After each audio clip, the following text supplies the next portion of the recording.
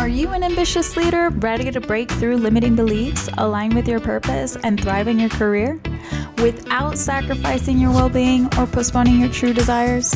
I'm Diana Ordonez, certified high performance coach and your host. Each week, we'll dive into actionable insights and research based strategies to help you unlock clarity, build unshakable confidence, and take courageous action toward a life of impact and fulfillment. If you're ready to overcome fear, embrace growth, and step boldly into your next level, you're in the right place. Let's create a life filled with courage and purpose together.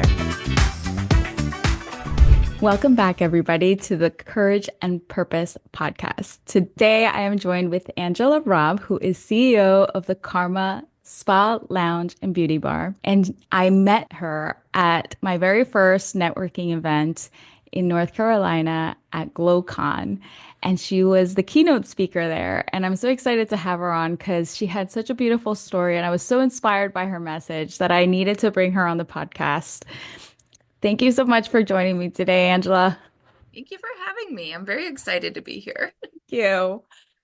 So Angela, I think when you told the story of how you inspire people to dream bigger by the experience you had that in that one conversation, it just really, I felt like you were speaking directly to me. And it's something that I also encourage all my clients to do. It is, if you're not scared of your goals, then you aren't dreaming big enough. And I thought that when you told that story, it was just like so powerful. And I felt myself in the story. And so I wanted you to share it with, our listeners, but also once I started to get to know more about your business and your story and how you got to where you are right now, I think it's just so inspiring and really telling about your leadership style. And I think so many people can learn so much from you. So I would love for you to share with us. Sure, Thank you. absolutely. So, Karma, we've been in business since 2012, and we've had a lot of growth, I guess, over the years. At one point in our journey, I was faced with being able to purchase a building, which is very exciting as a business owner.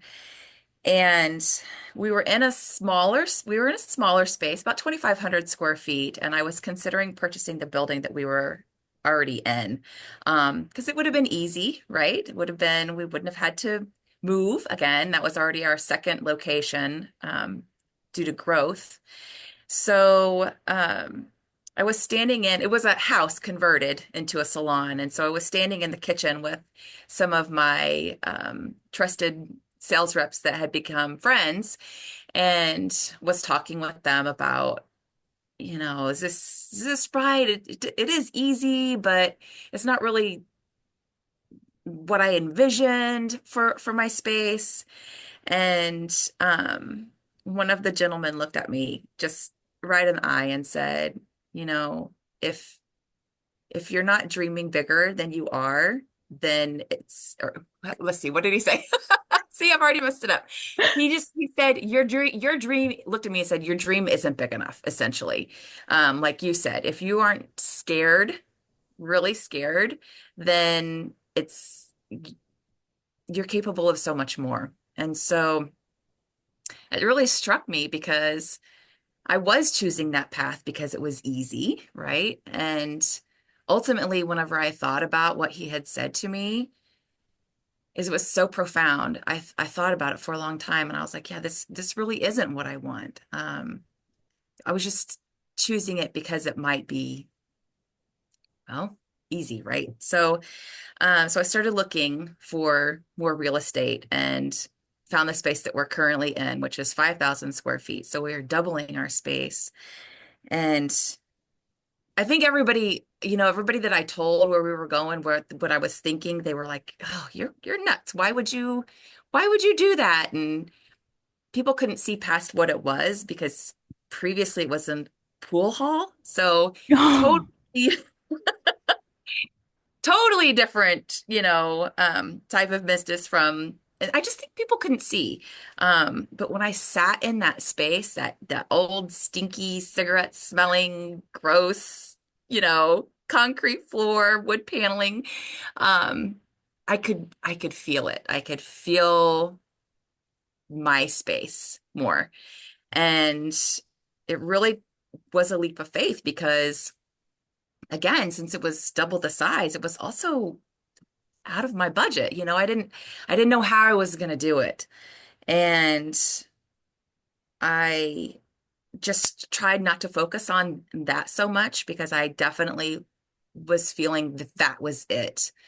And it took me a little bit to really jump on it. Like I looked at it a few times and I would feel right when I was in it, but I would let my fear get ahead of me.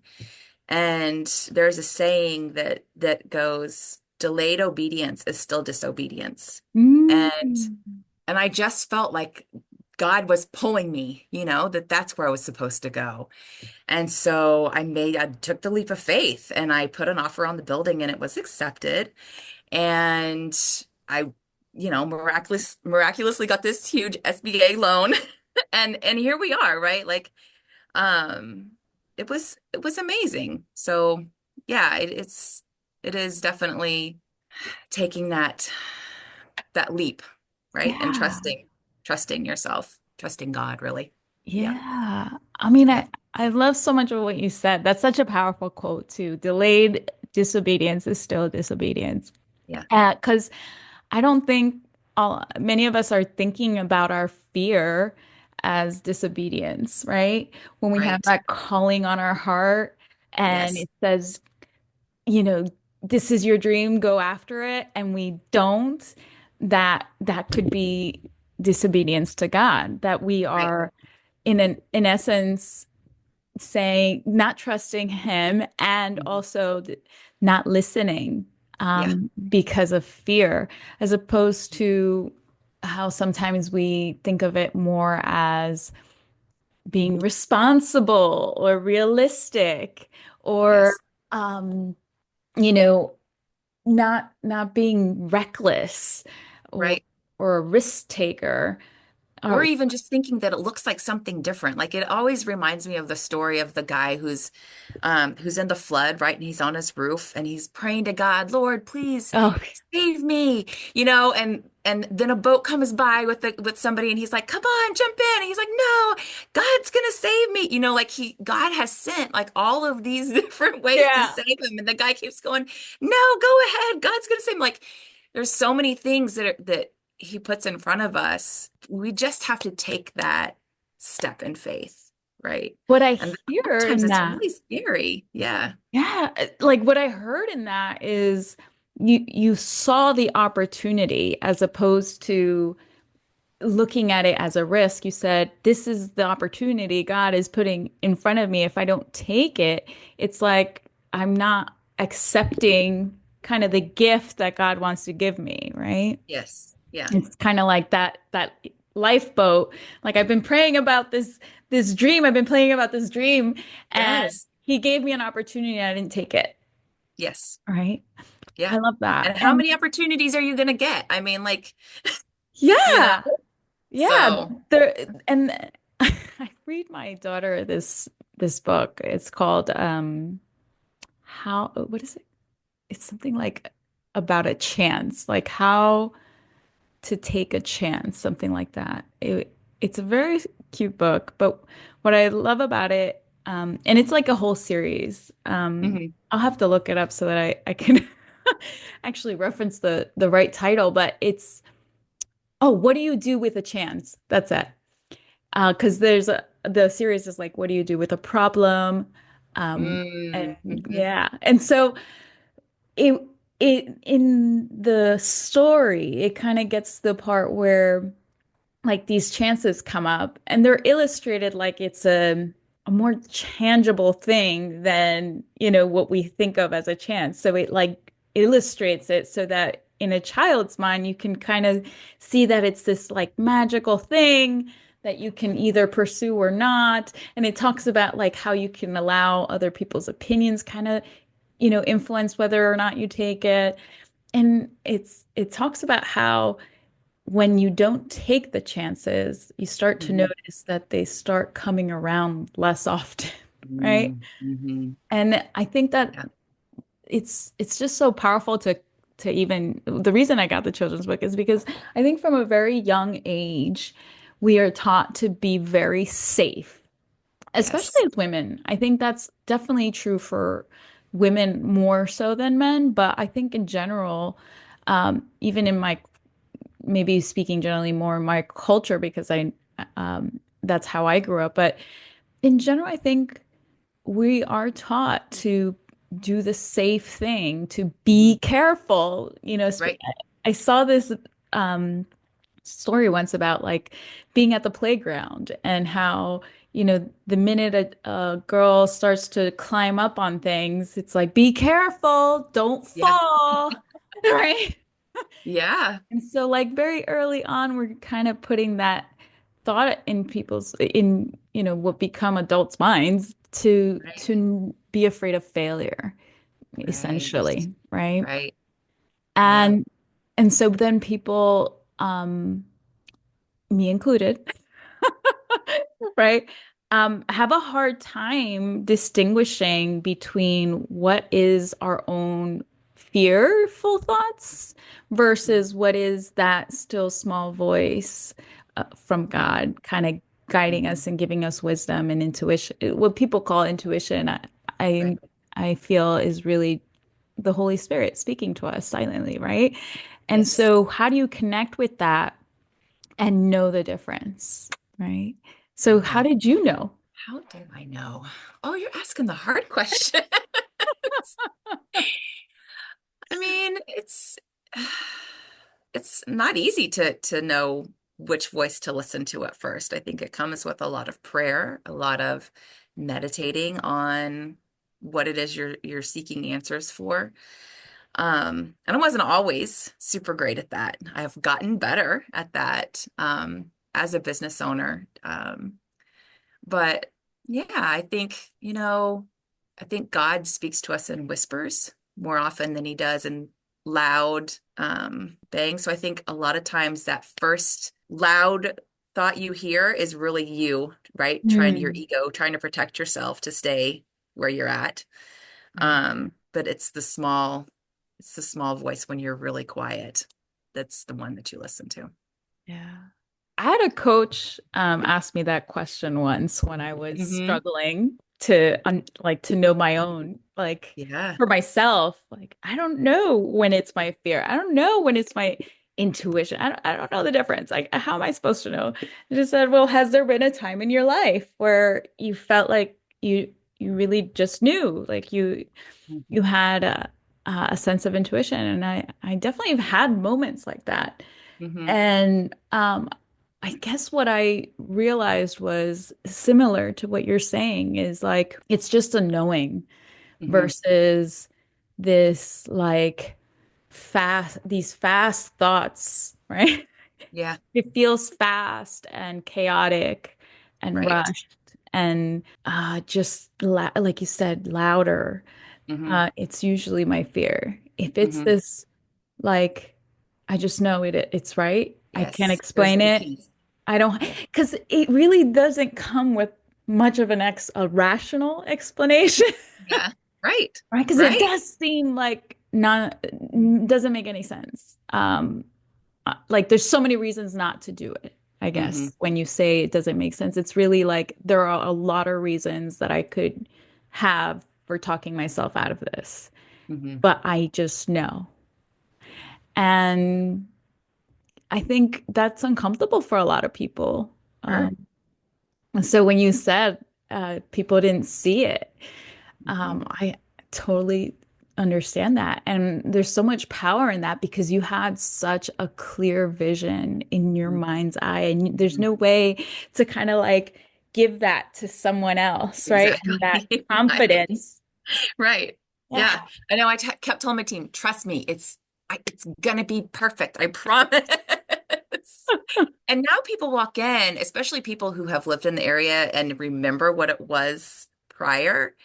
This is crazy. I mean, it is a beautiful space.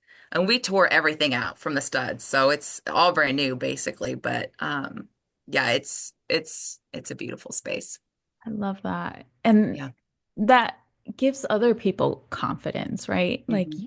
the fact that you were able to lead people into your vision, even if they didn't understand, you like stood firm in it, that confidence then, gives other people the confidence, maybe not in your vision, but in you, right? Because Hmm. they feel that groundedness in that. And I have clients, like all of us that struggle with confidence. Where Sure. do you feel like you get that confidence from? I get that confidence. I don't know. I don't know where I get the confidence from. I like to do a lot of reading. I like to do a lot of, um, I've had coaches. I love having a great coach. Because every step I take, right, is a new one. So like no matter how much I've grown the business, the next steps are places that I haven't been before. So having a coach is fantastic in that, somebody who has led other people through that so that I can lead other people through that. Um, yeah, I think it comes from surrounding yourself with other people who know and other people who've been there that can kind of lend that to you until you really have it. Yeah, I love that. Mhm. It's so true what they say too, that you become who you surround yourself with, Yes. right? And Yeah. so being surrounded by other people that are dreaming bigger and are Yes. believing in their dreams and that have been able to believe it for themselves and then see it for themselves and see it in you is Hmm. just such a powerful thing too. Yes. So, Yes. so what do you say to maybe someone that, doesn't have a coach or doesn't know, um, doesn't have a group of friends that believe in them or family that believes in them? And we'll talk about that a little bit too Yeah. in our story, right? What do Yeah. you say to that person? I I say to that person, the five people that you surround yourself with doesn't have to be in physical face to face. Podcasts are fantastic, a fantastic way to surround yourself with other experts, other people who've been there, great advice.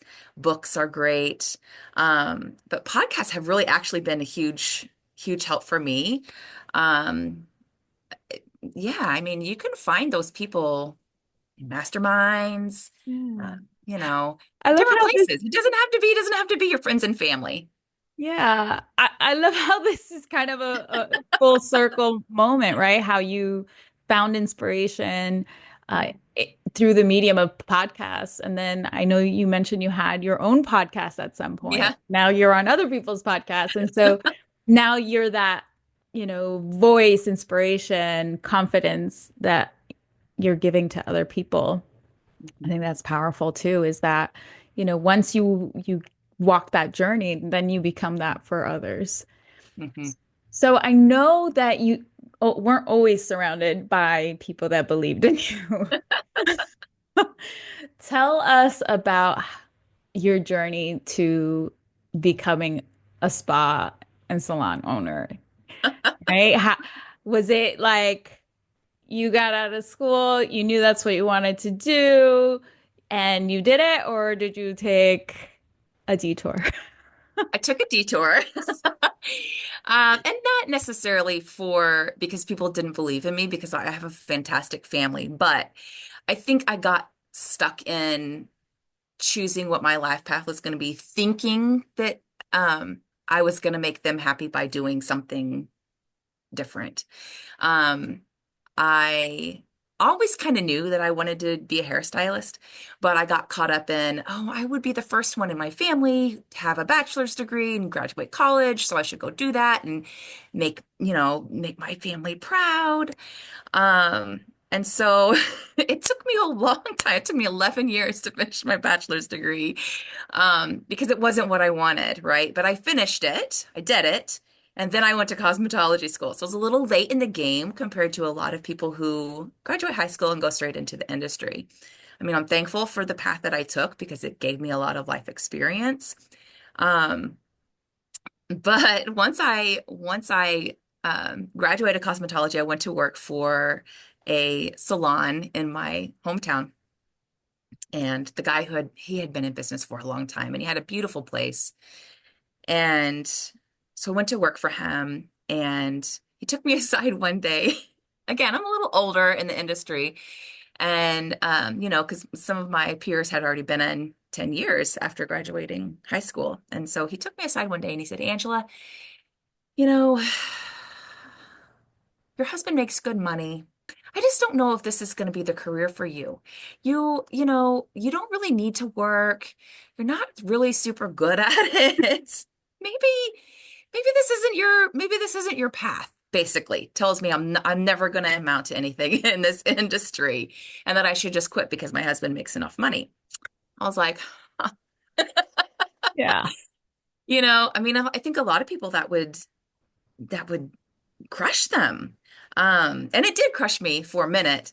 And then I was like, no, no, I'm going to use this. I'm going to use this as motivation. And so I did. And a year later, I was directing his spa. I was his spa director. So, um, so I did. I used it as fuel to keep going, right? I was like, no, I'm going to show this guy that it's going to happen. It's going to happen. So that's really what I've done. That's awesome. I love your resilience through that. I love how you used it as fuel. Yeah. And I think that there's so many stories like that, right? Where they just don't see your potential, Mhm. and they just would rather like, Crush the light yeah, than fan the flame. Yeah, I yes, I don't understand that, but that's something that I've definitely taken and taken some of, the things that I don't like in the leaders that I've had along my journey and turned those to use them as a good leadership skills.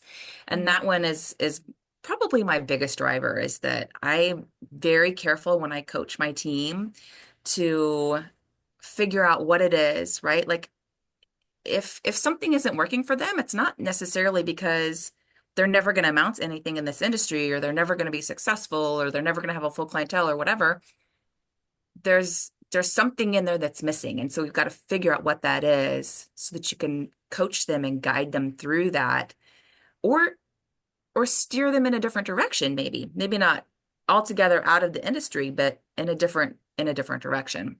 I Yeah. think that that's really important is to really get to know, well, for me, to get to know my team and what motivates them and what drives them and what makes them happy. Love that. I love that so much because it's so telling about your leadership style. It's so telling about how your journey influenced the way you now want to run your own business. Yeah. And it's had great impact not only on how you run your business, but also on your customers. So I want Yeah. you to talk about that a little bit. I love what you said about how you lead and how your story influenced you. So tell me a little bit more about what results you're getting. So I wholeheartedly believe that my job as I've progressed through salon ownership and stepped away from behind the chair, I really focused in on coaching my team because I believe that if they have support and if they are really shown love and guided into the career that they really want to be working in, that they will take care of the clients in the same way. So that it's a trickle down, right? Because I can't have access to every client that comes through the door. I mean, we've got 25 employees at Karma, so that's a lot of clients coming in. So I can't be the touch point for everybody. So I know though that if I'm taking care of my team, that is overflowing into their clients and they're filling into their client's cup. And then their client can go back out and fill up others. Um, so that's really how the name Karma has come about in my business is that so many women, right, sitting in the chair, like we're like the therapist, right? We're the therapist.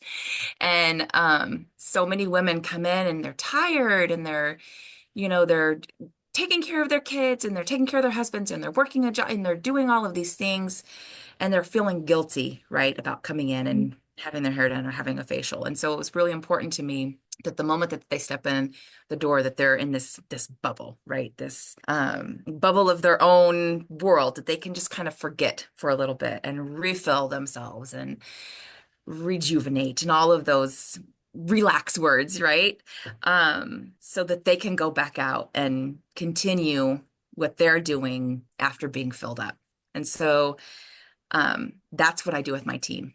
I pour into them so they can pour into others, so that they can pour into others, so that it trickles down. I love that. It's so beautiful that you kind of are looking at that transfer of energy as a way Mhm, of influencing so many more people than just mhm, yourself or your team. Like you see mhm. it as then they pour into their customer, and the customer Yeah. is then also going to influence whomever they come in touch with. And so there's such a like intention behind everything that you do, as opposed to very vague, treat our employees well. You have defined what that means Mhm, in a very like human way, in that I not only do I hear you understanding your employee, like the things that they're struggling with, what you didn't appreciate about how you were treated as an employee prior to being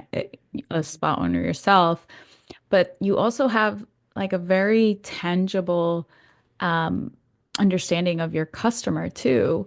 mhm. You understand like what they're struggling with, and like you said, you like have a therapy session with them. Yeah. So it makes sense that you have such insight, but it's that you're paying attention too, and that you have the intention to release them of some of those things. And when you have the intention to serve people in that way, it's going to definitely, have an impact. It's going to translate into a feeling as opposed to, just actions that you're taking as part of a routine.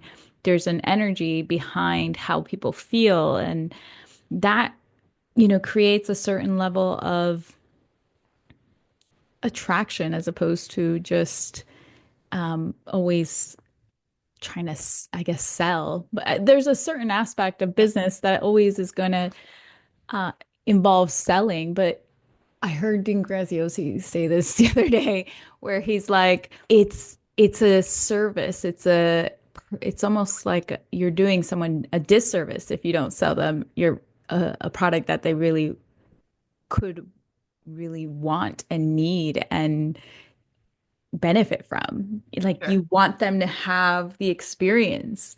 And Mhm, so when you're talking about your your highest performers, and a lot of that has to do with how happy they are in their mhm. role. I think Yes. it's so powerful that you look at it that way. Like if they are, if I fill them up and they have this energy and they're happy to be there, they will take care of my clients. Mhm, And so tell me what your turnover looks like and what your customer loyalty looks like. Have mhm. you seen the results? Yeah, absolutely. I mean, we don't really have a whole lot of turn. I mean, I think the spa industry or the salon industry is known for a lot of, stylists jumping around. We don't really have a whole lot of that. There's the cliche of like, oh, we're like a family, but truly, truly, we are like a family. We look out for one another. We are, um, a lot of people are like, "Oh, leave your personal life at the door." But Mm. I don't necessarily want them to leave their personal life at the door. I don't want them to bring it into their service, but they can come to me and I can help them through that. I want them to know that they have support in the walls of the business because we spend the majority of our time together, more than we're spending with our family. And so if they're not feeling that love and that inclusion and that ability to come to me or to come to their leadership team with something, then I've got something wrong.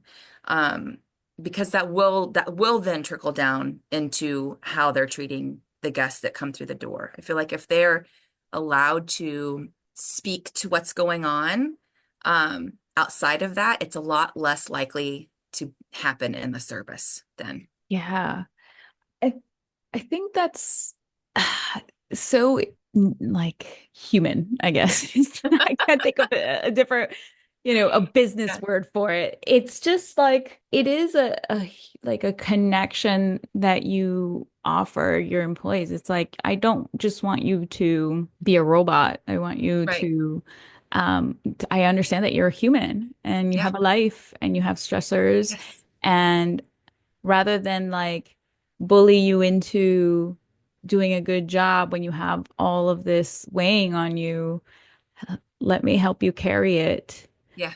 so that we can work on our customers because it's both of our, Yep. customers as opposed to, pointing fingers Right. and just applying more pressure. Like what we Right. know is that from positive psychology or really in general what we know about shame, right, is that it does not motivate people to be Mhm. better. Um, Right. when people don't feel good about themselves, they are not going to rise up, That's exactly right. right? I And can remember, way early on, I was a single mom and I would have, if my daughter was sick and I had to call out to work, I could remember just, oh, like I don't want to have this conversation. They're going to make me feel so mm, bad about it. And mm, what am I supposed to do? mm, Like I'm a mom first and foremost. And so I think family is always first in my company. And if they have something going on, we cover down, like we make it happen so that they can go do what they need to do with their family. And I think that is so important to not make your team feel like bad because they have to go do whatever, like their mom's in the yeah, hospital or their kid is sick or whatever. Like go take care of that. And then I feel like that drives so much loyalty in the team to because they do feel loved and they do feel understood and they do, they've got a place where they're getting so much support that not a lot of companies yeah, they don't do that, right? They're all not all, but a lot of them are worried just about the bottom line. hmm, But I found that whenever you treat people the right way, that's what really impacts your bottom line, right? Because you've got people who don't want to leave, then you don't have to retrain and all of those things. You've got people who are loyal to you and love their coworkers and love coming to work, and that's what impacts the bottom line. So, yeah. mhm. I was listening to a influence um like training thing the other day, where the writer of the book Influence was speaking, and it talks a lot about how whatever you give is actually what you're going to end up getting in return. And so a lot of influence is giving what you want to receive. And Yes. that's actually a sales tactic too, right? Mhm. Um, so anytime someone receives something, they are innately kind of conditioned to want to give back to you. And Mhm. so when you treat your employees right, like it's just human nature really to Yes. want to take care of you too and what's important to you. And I think Absolutely. too many people walk around life in general, but also in business, just like I paid you your paycheck, now do all these things for me. But it's like at some point, the paycheck is not, Well, I work. then the paycheck is what they're loyal to then, right? So then Right. that's when they're like, oh, I can get more money over here. And then that's when that jumping starts, I feel like, because that's what they're loyal to is they're loyal to that Exactly. money. Yeah. Yeah. Like you are an employer that gives them a paycheck. So if you Mhm. want to treat them like that, then they will treat you that way too. Right. They like if they treat you like you're replaceable, you're gonna treat them like they're replaceable too. And the thing is, it's also like if it's just the paycheck, then they're just gonna do the bare minimum Hmm. because that's the bare minimum is a paycheck, right? If you go above that and give them that coaching and understanding, and even Hmm. just like you've said, you care about their personal goals. Hmm. It's not just the business goals. It's like what's important to them. What do they aspire to? And if you do that, that's above and beyond the paycheck. They're Hmm. going to go above and beyond Hmm. just being present, doing the skill that you're paying them to do, right? Yes. Right. Yeah. And so I think another thing that I love about your story is a lot of times people, like you said, allow someone's opinion kind of bring them down, but also it's that sitting in that space. You moved quickly out of it to say, okay, well, I'm going to use this as fuel, Hmm. and not just I'm going to use this as fuel and like just leave. You stayed there, you proved yourself, grew there, led Yeah. his Yeah. organization, and then Well, I wanted and him to see it.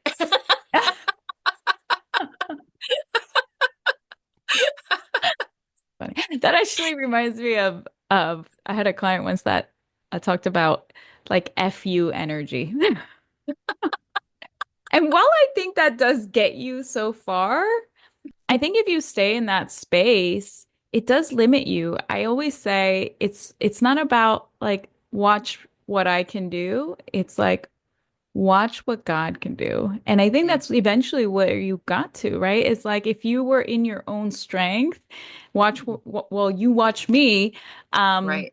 you would have stayed in that space where it was easy. And I think people think I'm not doing anything easy. This isn't easy. I think they might hear it that way, but it's not just like easy. Really easy just means it was what was realistic. It's what made sense. Yes. It's what you could do Yes. within the constraints of what's in front of you, as Yes. opposed to the like the thing that feels really impossible and really like a stretch and really the Hmm. risk and the leap. And it's that in those moments that you're not like, watch me, that you're really relying on something much Yeah, bigger than you, for right? sure. Yes. Yeah. Yeah, for sure. But and I've had my own set of, you know, FU energy. Um and it does fuel you and at the same time um it's the bigger, look what God can do times that you're going to feel much more empowered because there's no limits to that, right? Hmm. Hmm. So Uh, I'm loving everything that you're saying about how we treat our employees impacts our bottom line. I know you've mentioned that one of the big differentiators in your ability to grow has been that you do watch your bottom line. Hmm. So tell us about how you've done that. What are some of the ways that you um, look at numbers, work with numbers, plan your numbers? I love numbers. I didn't used to love numbers. I do love numbers now that I understand what the numbers should say. And I think that came with having, good coaches. Because whenever I got into the business, I just wanted to have a place that was amazing to come to work at. Like I was more focused on how it was going to feel for my team than I Mhm. was like, oh, how do I actually run a business? So Yeah. I had a big moment of like, oh gosh, how do I run a business? Um, and then for a coach, right? So, um, yeah, I think a coach really made a big difference for me.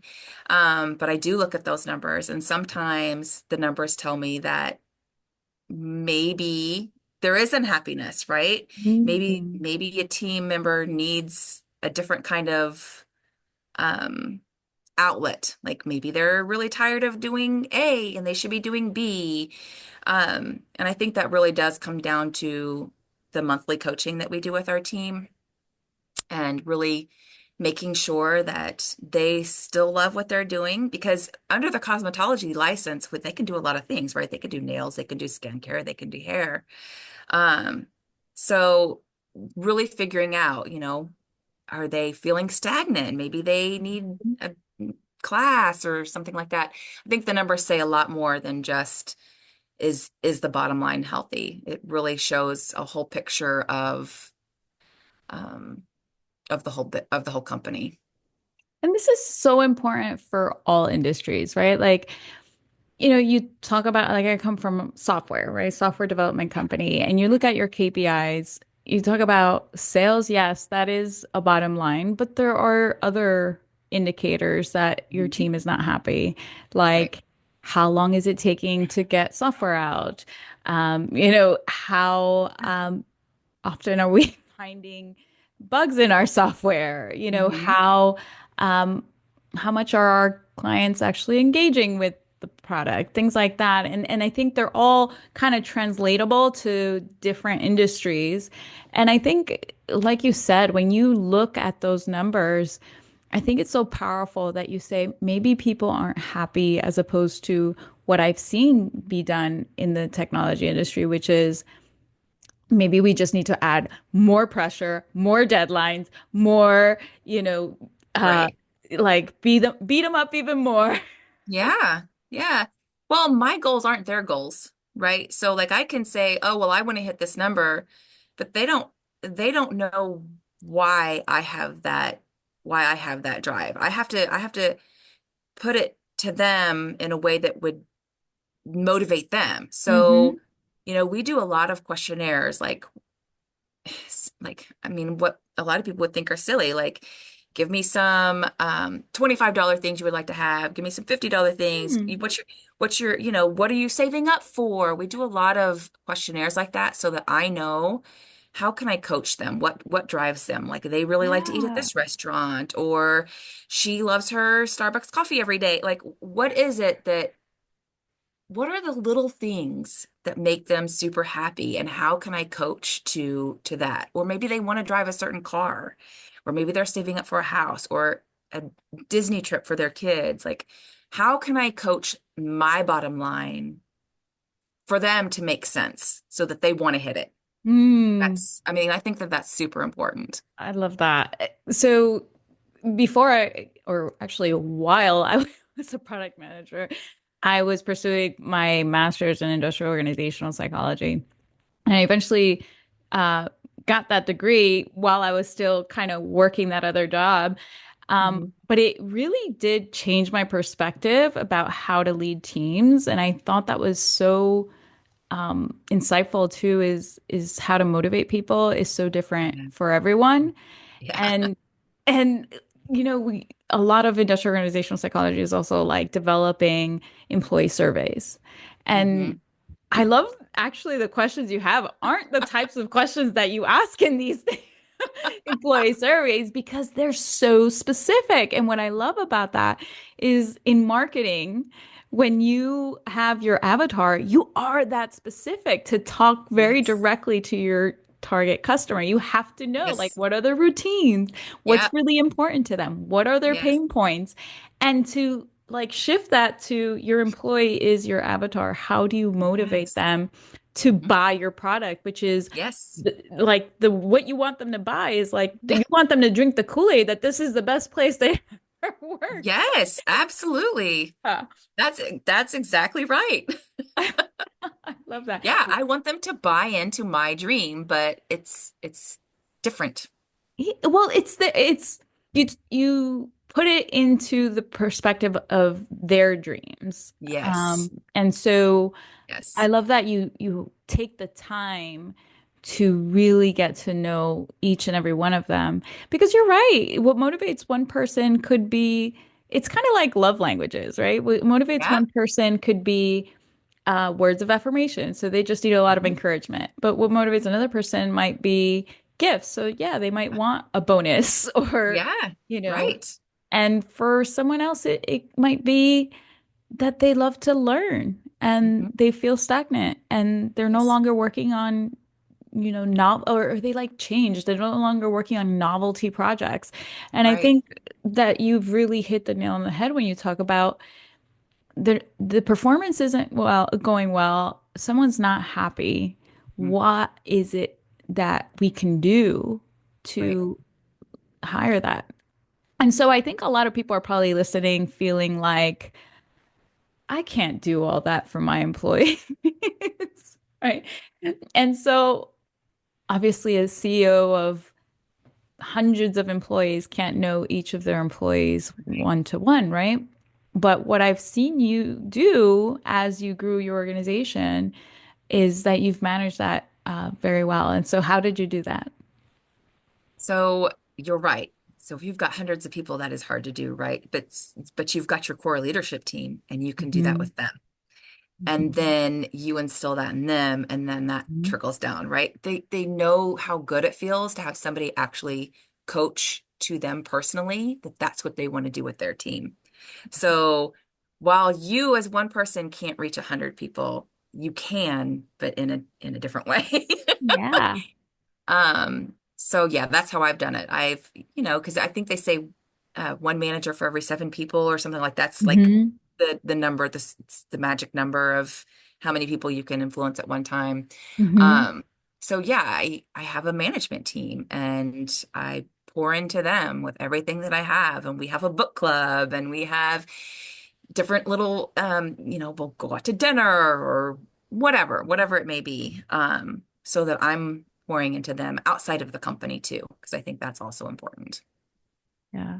I was listening to Tony Robbins the other day, and I think it's so important to realize this. Like, we live in a very different world now where every industry is very highly competitive, right? Like, it's very competitive out there. So now, if you do your job well or you do good, Hmm.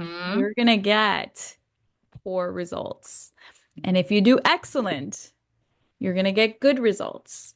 And so it's really about being outstanding. Yeah.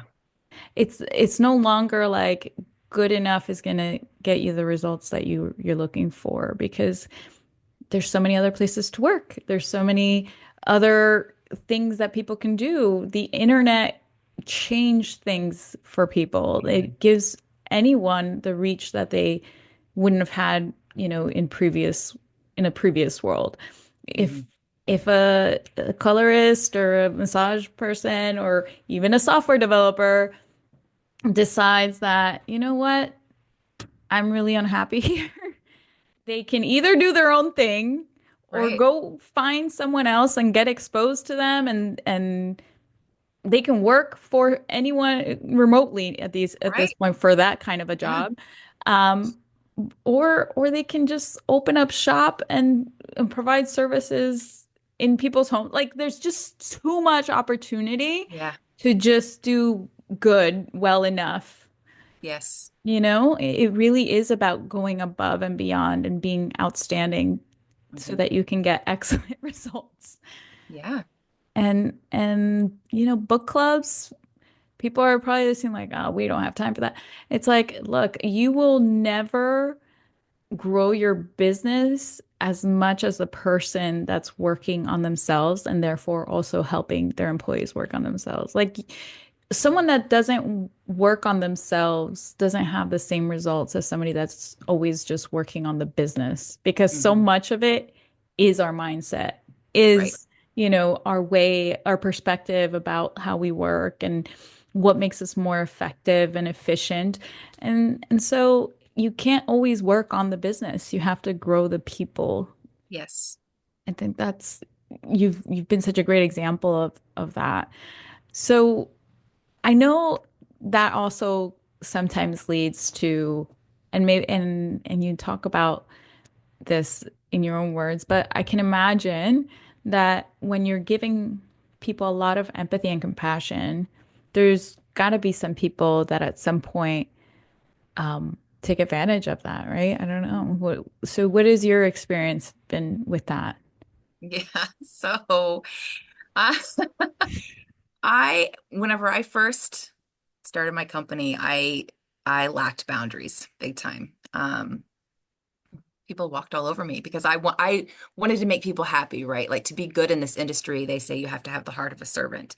Hmm. And um that's it's really hard to have the heart of a servant, but also have solid boundaries. And well, you can't actually talk to me that way. So that's definitely been something that I've had to work on myself. And it wasn't always easy. It often made me very ill. very physically Mm. ill, because I did take things to heart so much. Took things so personally. And, sometimes people just aren't a fit, and that's okay. Um, I've learned how to coach them out instead of letting them continue to hold me hostage in my own company. And so that really took a lot of work. That took a lot of it took a coach to help me through that. Um, but I'd say we're pretty good now, and I've got a pretty solid handle on what that line is. Yeah, I think that that like analogy or that metaphor, like feeling like a hostage in your own business has Yeah, like a powerful like you could yeah, feel that feeling that yeah. and if anybody's going through that, I'm sure they're connecting with that, like no longer having that having freedom, no longer feeling like you're running the business, it's running you. Well, and just the fear of, oh my gosh, my top performer is going to leave if I don't give in to what they're asking for now, and compromising really the foundation and the principles of your business for someone else for fear that they might leave and take their clients. I think that was something that held me for a long time, and it took me losing a couple of really strong performers to realize that my company is okay. We're okay. Like that one person isn't making or breaking this company. It's Yeah. me. I'm making or breaking this company. And so, um, that's really hard though to get through because that fear is Hmm. real of like, oh gosh, that's they're taking a lot of income with them when they leave. Um, so yeah, that's definitely been something that I've had to work through. Yeah, I've had a client who actually had a top performer and they were in essence what I hear you describing is toxic behavior. So Hmm. this person was toxic as well, but also when you have a toxic employee, they're not just toxic with you, right? They're toxic with in their way of communicating with everybody and interacting with everybody. And so that understanding that kind of seeps through your organization, what she found was that when that person left, finally, Hmm. they actually ended up being way better performers because that energy drain was gone Right. and the Yes. people rallied together and there was the toxicity was no longer there and they just rose above and Hmm. beyond what that person was performing at, even though he was a top performer. Right. And so it is so important to know when a top performer is actually hurting your business more than helping it, right? Right. And so I hear what you're saying. It is hard. And I love that you recognized that like the answers are kind of in your body the whole time. Like when you started Hmm. to feel physically ill, like you Hmm. knew that this is not right. Something Yeah. has to change. And I think so many of us have learned to ignore those signs, right? Yeah. Yeah. So obviously we don't want people to get to the point where they're physically ill to finally make a change. Do you think you can remember some of the early signs that you wish you had listened to? I think the moment that the fear sets in of I've got to do whatever I can to keep this person from leaving, that's not healthy. Yeah. Um, because I feel like, especially with my leadership style, that I am pouring into them. I am trying to build them up. But if they're not reciprocating that, not that they have to try to build me up, but if they're constantly negative and nothing that I'm doing is right, okay, well then there's a point that maybe this person needs to be coached out of the company. Um, and yeah, that's really how I look at it. Like if you're building someone up and they're open to that and they're open to growth, and um you're not gonna have that feeling of being held hostage in your own company. Right. So I find it so interesting that you say you almost never fire. Yeah. And you've used the term coached out of a Yeah. position. So say more about that approach. Yeah.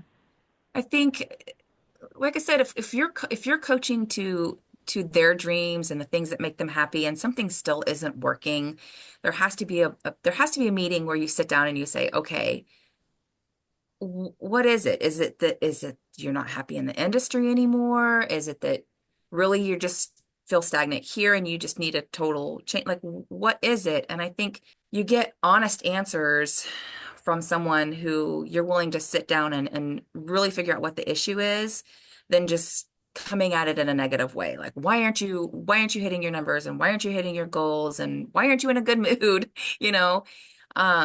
That you can really help someone realize, and I think it is helping them, right? You're helping them to realize that maybe this company isn't a fit for them. And then they can make that decision to go. And then I feel like a lot of times it's so much healthier. I have people who have left, obviously. I mean, 2012, that's a long time to be open and not have anybody ever leave. But we have a lot of people who have left and come back because they realize that maybe the grass isn't always greener, or they didn't know really how good the company culture was. And so I think that's a true testament to our coaching style and the way that we run things. But yeah, I think when you come to a mutual agreement, it just no bridges are burned, right? It's easier for them. They can call and ask for advice if they want advice, and I will help however I can. Um, but yeah, I think that that's important. Everyone is human. Yeah, Even if they're not at karma, they're still a human being and still deserve, to be treated with kindness. I love So, that. Yeah. I love that it's kind of selfless, I guess, in a way, because it's no longer benefiting the business, but you see that it benefits another, you still see them as another human being that deserves to be treated with kindness. yeah, and like you And said, though, it is kind of benefiting the business if you look at it in a different hmm way, because that unhappiness that they're feeling and spreading through the rest of their department or even the company wide, that's not there anymore. And I think when those people leave that are unhappy for whatever reason it may be, there is this weight lifted off of the rest of the team. And so while it may seem like it hurts at first, it is something that benefits the business in the long run because that weight is gone. yes, and Mm. I guess I was referring to helping even when they're no longer in the organization. Oh, yeah. Yeah. But I also think I heard you say, you know what? They did me a favor, and so yeah, I continue to help them. Yeah. Um, Yeah.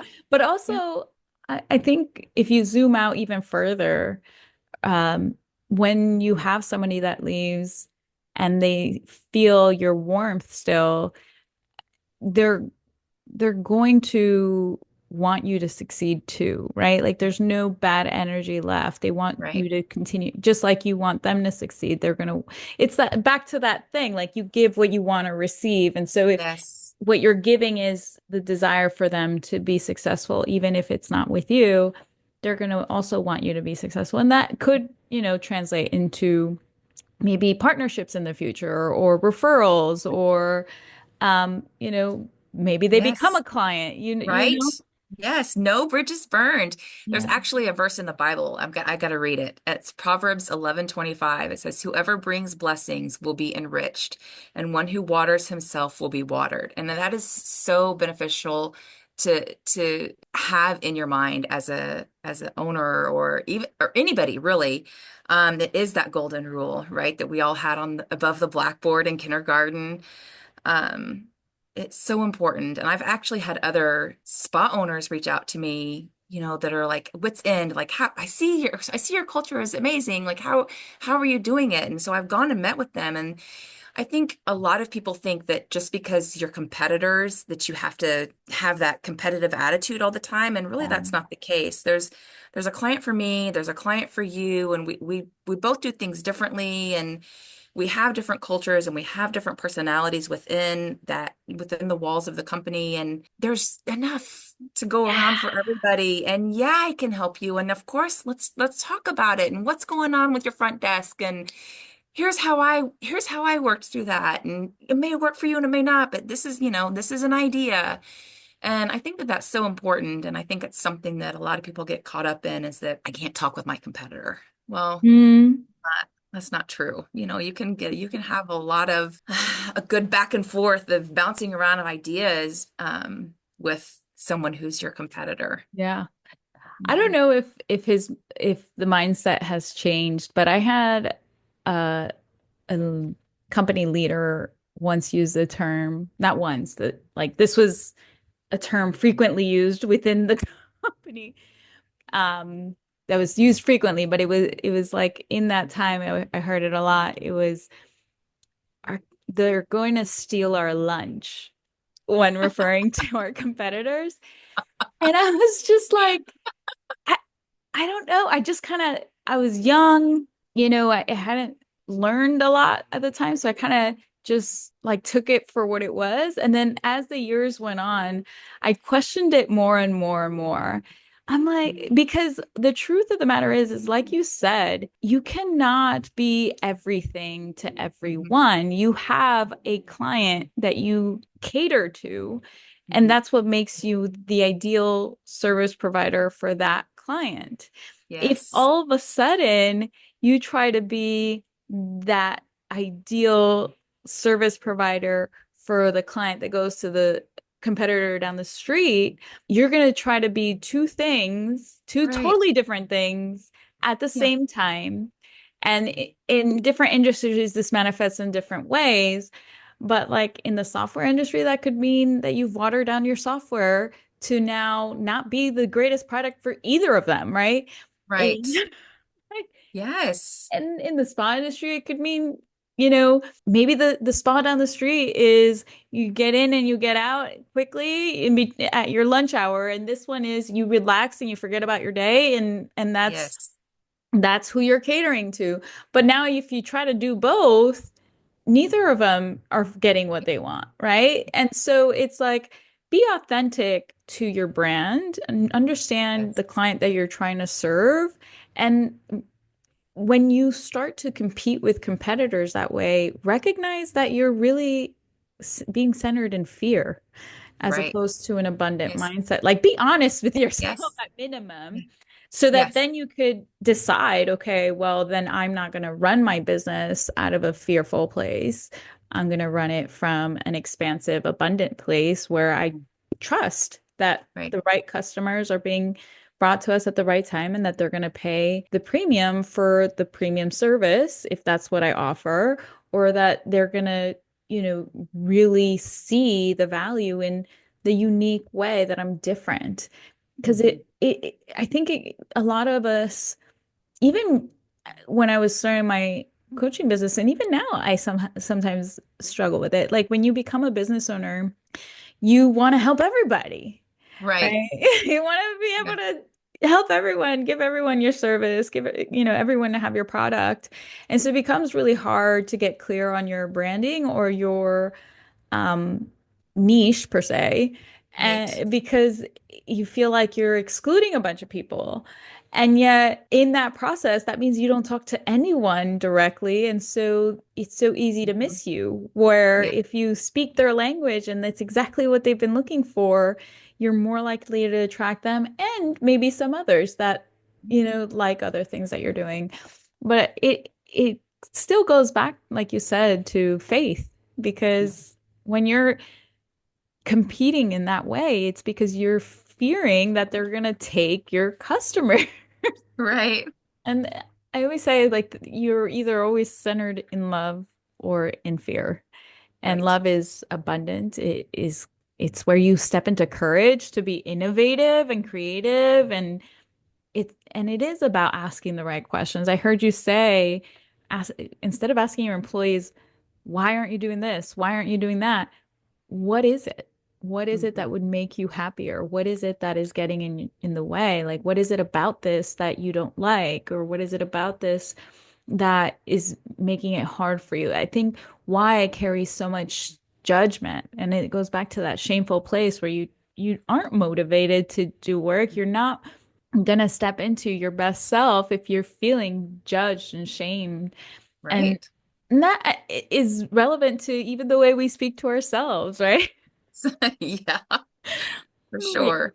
we ask ourselves a lot of why questions, and probably because at some point we were either fed those questions by, a parent or a teacher or maybe at some point a boss or a coach.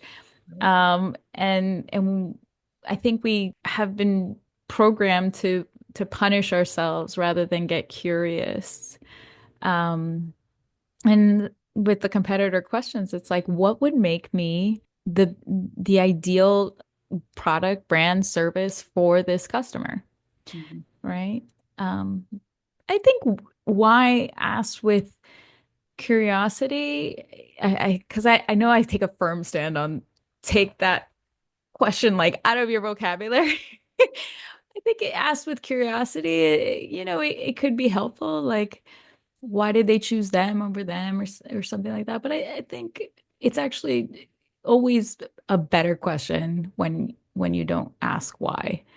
Mm. Why questions feel like, well, why, as if the answer is being judged, like as if the right.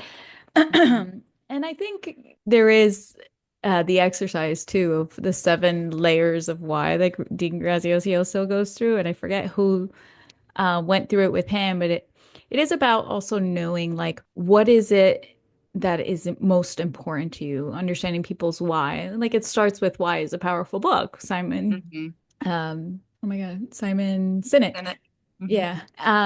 It's a powerful book and it is a powerful question. I think you could also ask the same question in a different way, right? Like, what is it about that is so important to you? And when you talk about the 7 layers of why, it's the things that motivate people are never the surface level things, right? That's why Right. you have to ask it 7 times. That's right. And Yeah. people, and like Simon Sinek says, they are not buying what you're selling, they're buying it why you do it. Yeah.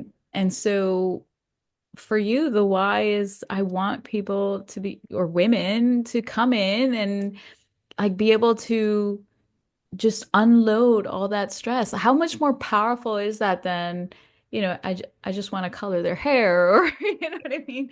Right. Um, Yeah. like it's a different why for everyone, but I think if you're tightly connected with that versus because I don't want them to steal my lunch, just, it's a different energy, you get different results. I Yes. think so I love that you're seeing the results of that in your business in a big way.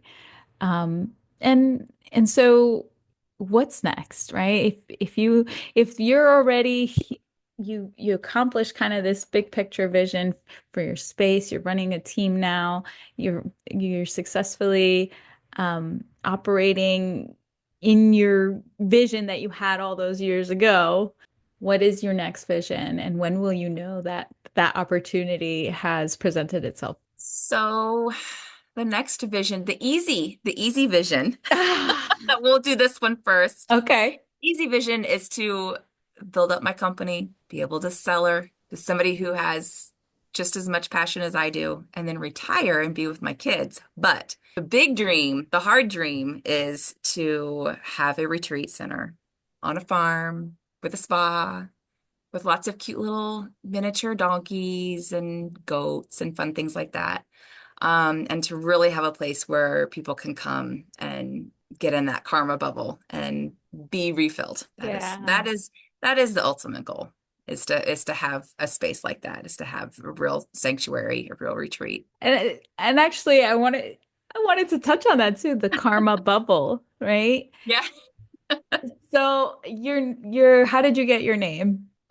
So we got our name because so many women, I think I touched on this briefly, so many women would come and sit and they would just be exhausted but they would feel guilty about taking that time for themselves to sit in the chair and have their hair colored or get a facial or whatever it was. And so we became the place where if you're not refilling your cup, you're not able to fill up others. You're not able to do that for other people. And so there is something in in the way that we treat people. And that's really why we have that name, I love that. because we are filling those people up. You're spreading that kindness Yes. and so Yes. it's not just a cool name, guys. Yeah. You know, Yeah. you really Yeah. like embody that message that we're here Yes. to really spread that kindness. That's great. Hmm. Yeah. Um, so you want to do that in a bigger way in a retreat center. So if somebody listens and they have that opportunity for you, you're gonna step into that vision Yeah. again, aren't you? Good call. Nice. Because I love that you're a visionary too. And I think some people think that they don't have it in them to be that way. I don't know if I buy into that. I think I've heard lots of people say not everyone's a visionary. I I feel like not everyone has the opportunity, has been given the opportunity or the tools to be. Because I don't know, I can't limit people that way. Yeah. I think it's available to everyone. And I I think agree. Yeah. when you like are able to address the fears, are able to address those subconscious beliefs, and you're able to heal through things. And maybe that's why not everyone's a visionary. Like maybe not everyone is willing to, Hmm. right? But everyone has the capacity. Yeah. Um, and I think when you do that, when all that kind of quiets down and you're able to heal and you're able to address all the limitations that you've put on yourself Mhm.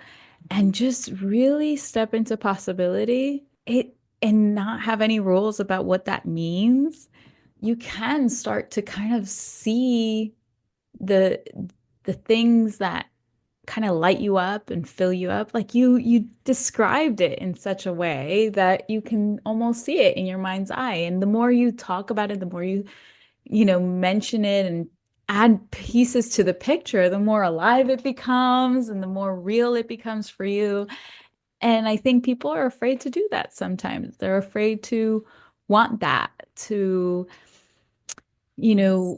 be disappointed or to fail or to like really want something so badly if there's a potential that they won't have it or it wasn't what they Yeah. thought it would be. And so they rather just not. Yeah. And I think when I hear you describe your vision that way, and like, the little dogs running around, and it's on a farm, and you're Hmm. starting to like put the pieces together. I think it's important that we surround ourselves with people that way because it does spark it in us to just wonder more. And Hmm. I think I don't know what has it been for you that allows you to put yourself in that space, to think bigger, to dream more, to Yeah. envision I a don't I future. don't want to have any point in my life where I look back and say, I could have done that if I would have just taken this step. I don't want that. Um, I think the fear of that for me is more than the fear of failure. Yeah, Um, I've lived a lot of failures before, but I'm still here and I'm much stronger for it. And I think love that that. maybe it's that mindset thing, right? Of like, don't be afraid of failure. Failure just makes you stronger. It just sets you up for that next step, so you know how to get past that next plateau. Yeah, I don't want to have any regrets. I don't want to have any moments where I'm like, oh, I should have done that. I could have had that. I don't want that. I don't ever want to Yeah. have that feeling. And I think part of that is also having the ability to picture things in a very like surreal way, right? Like when you say that, like I feel that too. Like I can picture myself having that feeling in the future and I can Hmm. envision and feel that pain and I don't want it. Yeah, yeah, And yeah. I think people are focused on the right now feeling of the fear, and maybe we need to spend more time like because it's so true that if you're motivated by pain or pleasure, right? And those are the two things. Mhm. And so if you are focused on, well, it's painful right now, you're not going to do it. You're not going to be motivated to do it. If you're focused on the future vision and all the greatness that's going to come with it, Mhm. and that Yeah. feels bigger, you're more likely to do it.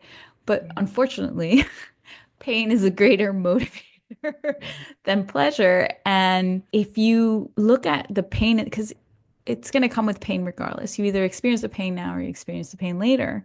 So if you Right. can actually like put yourself in that pain and feel its depth and like hold on you and all the consequences that come with it, I Hmm. think if you can feel that pain and know that it's so much greater, Hmm. I think it does move a lot of people, right? Yeah. In anything. And like people start to go to the gym or quit smoking or, Right. do things that they never did in their whole lives when they have a really powerful why, right? Hmm. And that why is usually connected to some kind of pain or pleasure. And sometimes Hmm. that's, I can't know that I had some part in not being able to play with my grandkids, not being able to be there when my, daughter gets married, whatever it is that creates that for them. Um, it doesn't become real until a certain point, and then all of a sudden it becomes much easier to do the really, really hard thing. And I Right. think we can play a big role in doing that for ourselves, right? Not Hmm. letting life be what dictates whether we go with the flow of the stream of life or we take charge of our boat. Um, Hmm. because what I heard you say too is going from that kind of victim mentality to an empowered mentality of, Yes. somebody's doing this to me versus I'm gonna figure this out. Even if Hmm. I fail, I'll figure it out. And it's like Marie Forleo says, everything is figure outable. I think Yeah. that victim versus mentality mindset comes with the victim thinks there's no way that I'm going to be able to handle it if it happens, Right. right? And then the empowered mindset is I will figure it out. Hmm. And I people have so much evidence in their lives about times that they've been able to figure it out. Yeah. And they also have so much evidence around them of other people that have done gone through what they're going to go through that have figured it out. You're never alone in any kind of situation or pain. Someone in history has gone through it too, and Yeah. it's possible. So I think it's just, you're a great testament to that and a leader that really takes on the leadership role, not the management role, not the business owner role. Like you Yeah. embody a leader. And I think the world needs more of that. Mm. Thank you. Yeah. Thank you. And servant leadership is not just for the spa industry. It's for every industry. I mean, it's biblical, Yes. right? Like Yes.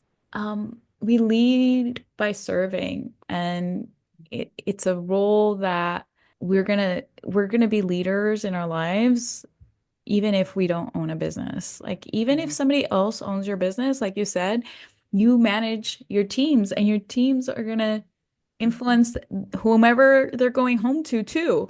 And so sometimes, yeah, maybe we don't get the greatest boss or company owner. And I think this took me a long time to kind of realize is that your role as a leader is not just to manage people, right? It is so much of how you're impacting a life and how that Yes. life is impacting other people's lives. And for Yes. those of you that don't work or don't own a business, you're leading your families, you're leading your Hmm. friends, you're leading people are watching all the Yes. time. Yeah. Right? And you're either inspiring them or you're, telling them being an example of what not to do, Yeah. Yeah.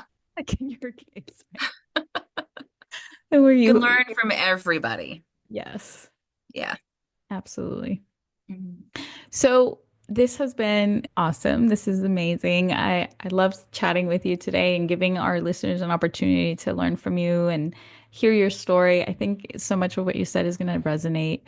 Um, I think it the business owner kind of journey is so filled with so many challenges and ups and downs, and yet I think it's the hero's journey, right? It's I think all of us in life go through the hero's journey, but it's so important to hear of from others Yeah. stories, just like when you would listen to the podcast to keep you Yes. going when nobody around you kind of understood what Yeah. you were doing. Yeah. And so I loved having you on, and I hope that one day I have you back on to talk about your retreat center. Oh, I'd love that. Give me Put that 5 out years. in 5 years. Nice. Now you have a deadline. You know, Yeah. a dream without a Yep. deadline That's it right. is just a dream, but a dream with a That's right. plan and a deadline is a goal. That's right. Yeah. So in 5 years' time, I'm going to be, where is this retreat center going to be located? Is it in North Carolina Somewhere in or? North Carolina. Yeah. Okay. Nice. All right. Well, I will leave you to tell everyone how they can find you if they want to experience the karma experience. Yeah. And just final thoughts with that too about if you're not scared of your dreams, you're not dreaming big enough, right? That's right. That's exactly right. Yeah. Yeah, you could find us at karmabeautybar.com and Yeah. social media, of course. Karma Spa Lounge on Instagram. We have a lot of fun over there on that. My director of marketing is amazing. So we've got a lot of fun things happening there, and that's where you can find us. And yes, keep dreaming. Yeah. And also, I know you said that one of your passions is to help others Hmm. that are going on embarking on that same kind of journey to do their own thing, and that you love to coach. So if you want to connect with Angela, is that the best place to do it too, or would they connect with you Yeah, somewhere else? they can just reach out on Instagram. That'd be a good way. Yeah, any Awesome. questions for coaching or anything like that? Absolutely. Awesome. Well, thanks, Angela. It's been such a pleasure. I enjoyed having you and having this conversation. Yes, thank you so much. I appreciate it. Thank you for tuning into today's episode of Courage and Purpose. I hope today's insights inspired you to take bold action and align your life and career with what truly matters to you. If you're ready to dive deeper, I invite you to download my free Action Indicator Assessment, a powerful tool to help you uncover what's holding you back and take the next step towards clarity and confidence. Just visit www.lifeonpurpose.coach/action indicator to get started today. If you found value in today's episode, please subscribe, leave a review, and share this podcast with someone who could use a little extra courage on their journey. Until next time, stay true to your purpose, lead with courage, and keep thriving. I'll see you in the next episode.